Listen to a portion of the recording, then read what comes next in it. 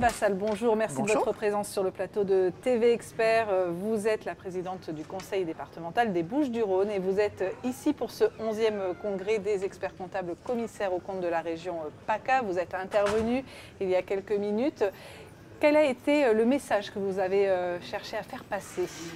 Bien, en tant que à la fois présidente du conseil départemental, mais aussi de la métropole Aix-Marseille-Provence, c'était important de pouvoir être ici aux côtés de la région, qui est le premier partenaire bien entendu au niveau économique puisque c'est le chef de file, mais pour donner un message d'abord de remerciement d'avoir choisi notre territoire pour venir faire votre congrès, mais également aussi un message pour remercier les experts comptables et les commissaires aux comptes qui voient leur métier un peu chamboulé, assez changé. Il faut qu'ils se mettent à la page, un peu comme nous tous d'ailleurs, mais surtout pour leur dire que ce sont des éléments essentiels, ce sont des rouages fondamentaux pour permettre aux entreprises de pouvoir se développer, s'agrandir et aussi être des très bons conseils dans les bons, mais aussi dans les moins bons moments. Donc ce sont des partenaires qui nous sont indispensables. Justement, dans les moins bons moments, il y a eu la crise sanitaire dans laquelle les experts comptables ont joué un rôle essentiel. Est-ce que là aussi, il y avait un message de remerciement ? Oui, tout à fait. Donc on a évoqué cette crise sanitaire qui a marqué les esprits de chacun et de chacune. Et les experts comptables ont été là, ont été à la hauteur. Ils ont tout fait pour que les entreprises bien continuent à vivre. Nous avons fait un peu la même chose au niveau des institutions. Nous avons essayé d'être aussi aux côtés des chefs d'entreprise. Parce que chefs d'entreprise, ici on a un territoire un peu particulier, notamment dans le département des Bouches-du-Rhône, où on a 80% de TPE et même de TTPE. Donc les chefs d'entreprise n'ont pas obligatoirement le temps de pouvoir regarder comment on fait une bonne facturation, comment est-ce qu'on est payé rapidement.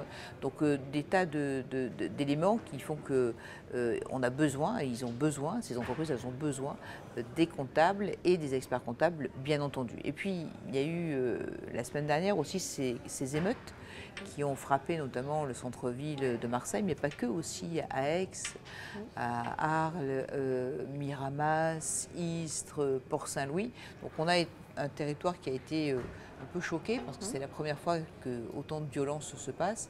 Des commerçants qui dans la nuit ont tout perdu. Et donc là aussi, nous sommes aux côtés de ces entreprises, les experts comptables aussi. Et là, nous avons donné un message très fort avec la région puisque nous avons débloqué un fonds, 5 millions chacun, donc pour les entreprises. Au travers, c'est la Chambre de commerce qui attribuera une aide de 10 000 euros grâce à ces deux fonds de 10 millions d'euros qui vont permettre d'aider les entreprises à pouvoir un peu se relever en attendant que les assurances prennent le relais. Donc vous voyez, c'est ça le travail collaboratif, c'est un travail ensemble pour faire rayonner notre territoire. On a beaucoup de chance d'habiter ici, dans la région sud, on en est très fiers et donc on est là pour que tout se passe bien et dire un grand merci aux experts comptables, aux commissaires aux comptes et leur souhaiter surtout un bon congrès. La thématique de ce 11e congrès régional de l'ordre des experts comptables et commissaires aux comptes, c'est la transition numérique et notamment la facture électronique. Vous représentez les institutions. Est-ce que justement cette transition numérique, elle est aussi en marche? Est-ce qu'on en fait une priorité? Les différents intervenants que j'ai pu interviewer parlent de la pédagogie nécessaire aussi pour aborder cette transition numérique qui peut faire peur. Où en est-on au niveau des institutions? Je comprends qu'elle puisse faire peur parce qu'il y a aussi tout ce qui est cyberattaque et problématiques qu'on peut avoir, délais administratifs qui augmentent les délais de paiement. Donc moi, nous ordonnons plus d'1 milliard d'euros par an. Donc il est fondamental de pouvoir avoir des délais de facture en paiement qui soient rapides sur nos deux institutions. Donc nous avons mis en place des dispositifs et nous travaillons main dans la main avec la DGFiP, les impôts, avec sa directrice, Mme Brigand, pour justement raccourcir un maximum les délais de règlement.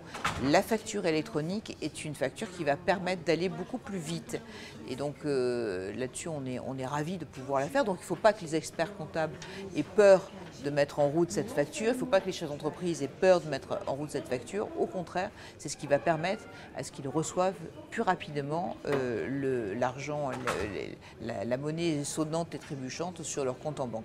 Donc nos institutions sont bien entendu en ordre de marche sur cela et nous sommes très attentifs sur les délais de paiement entre la fin de du travail réalisé et le moment où la facture est payée. Donc la facture électronique, c'est une bonne chose, il ne faut pas en avoir peur, il faut la mettre en place. Nous l'avons fait au niveau de nos institutions. Merci beaucoup Merci Martine à vous. Vassal de nous avoir rendu visite. Avec plaisir.